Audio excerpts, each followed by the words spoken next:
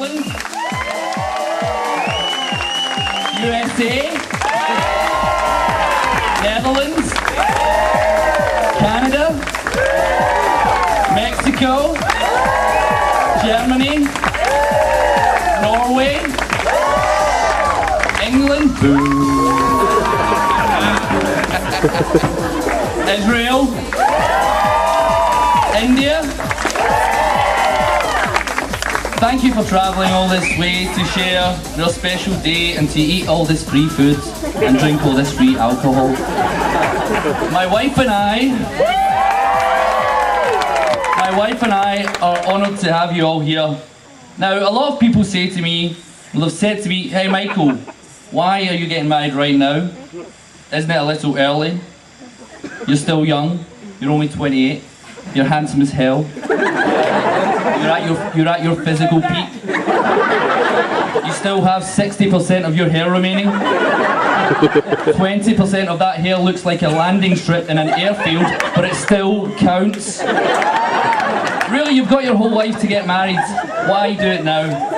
And you know, there is a perfectly valid reason for this, and I suppose this is the best time to make this announcement.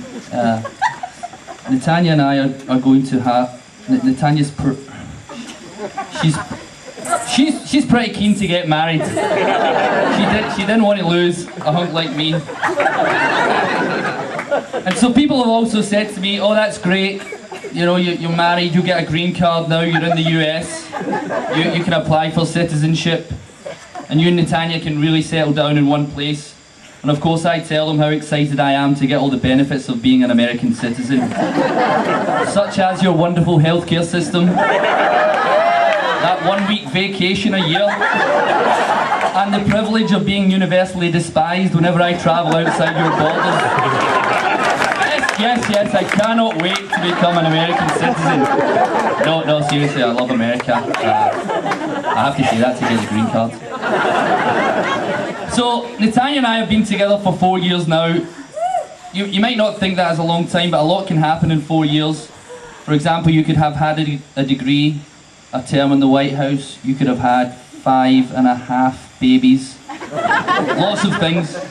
And in those 4 years together, we've lived in Prades, Madrid, Mexico City, Baltimore, DC. It's been quite an adventure. So as many of you know, Natanya and I first met in Prades, Spain. We were both at a summer camp teaching English. Now I was actually Natanya's boss at the time. I mean, I say was, I still am in a lot of ways. But anyway, I'm always asked, was it love at first sight? And the truth of the matter is, and Natanya knows this too, no, it wasn't. I mean, it was for Natanya for obvious reasons,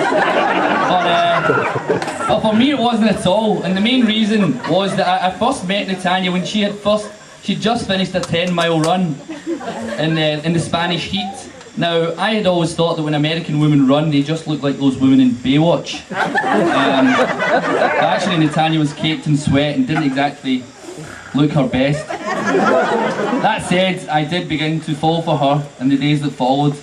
The problem was that most of the guys that worked in the summer camp found Natanya attractive too. In fact, my good friend Ted Brander, who worked with me then and who is here now, he can vouch for this because we used to talk about how hot Natanya was. Ted, where are you? He's over there, Ted. So anyway, in a short period of time I began to really fall for Natanya in a big way. And I'm glad that Ted is here today so I can firstly thank him for helping me realise how beautiful Natanya is. And secondly, so I can say to him, in your face.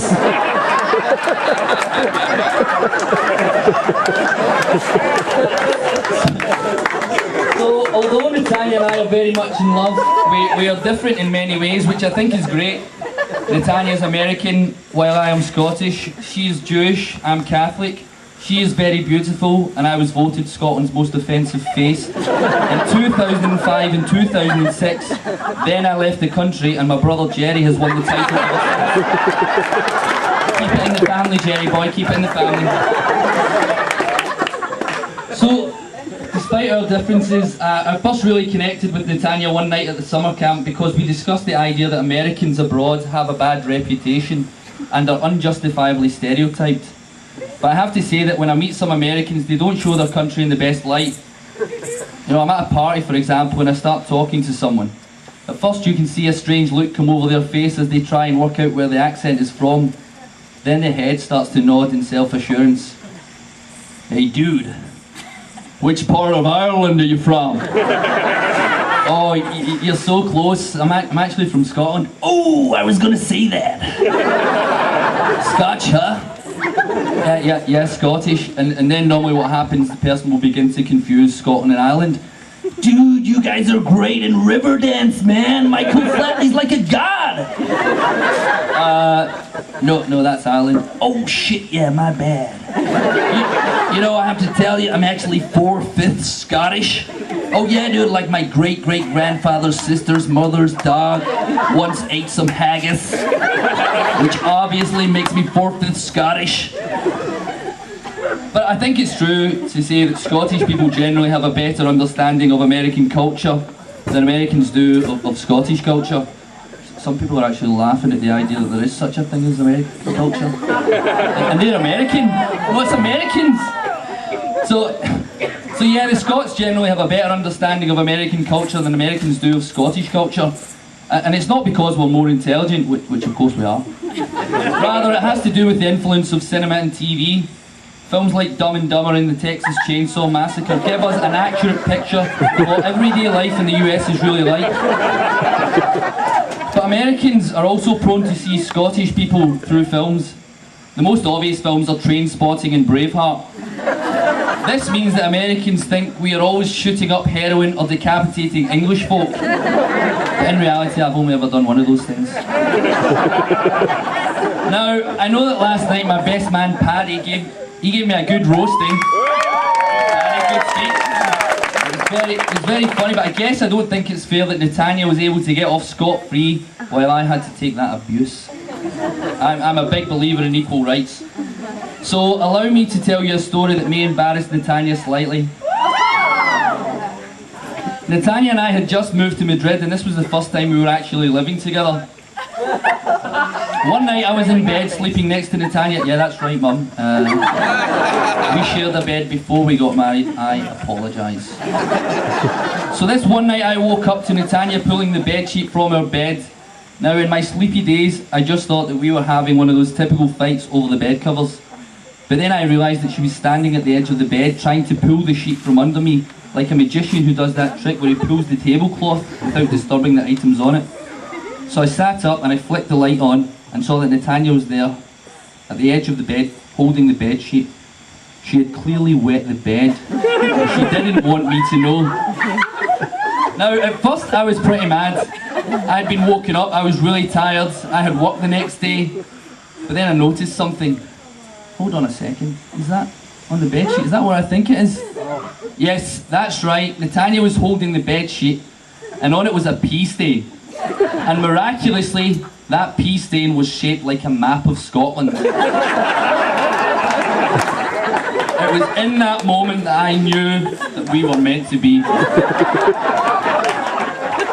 Finally, I have a lot of people to thank today. All our friends for being here, for travelling huge distances to share this special day with us. Two of the women who travelled have just recently learned that they are pregnant, so I'm especially glad they came. Round of applause for Katrina and Ashley. I would caution that the whole I'm eating for two rule does not kick in until after 4 months. Please stick to single portions this weekend. To my family, my mum, who's...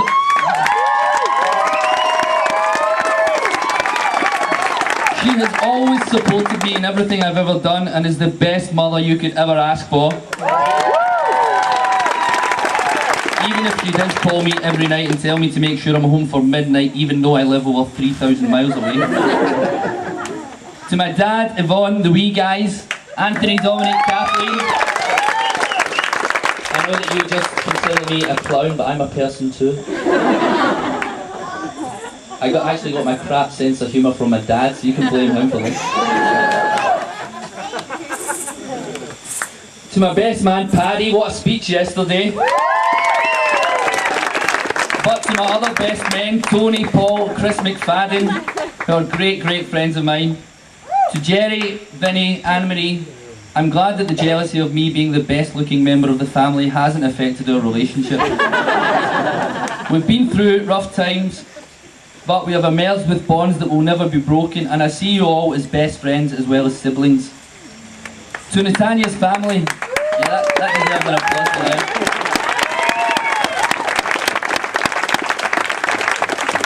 To Natania's family, thank you for welcoming me into your home and your lives, Noah, Anna especially, and the kids.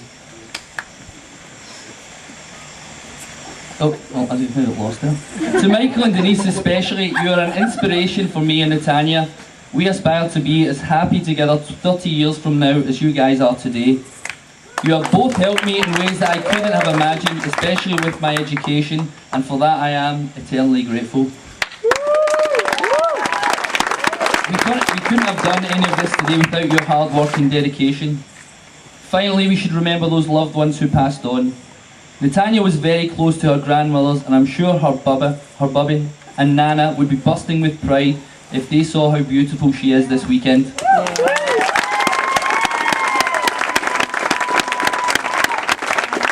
Lastly, to my incredible bride, Natania.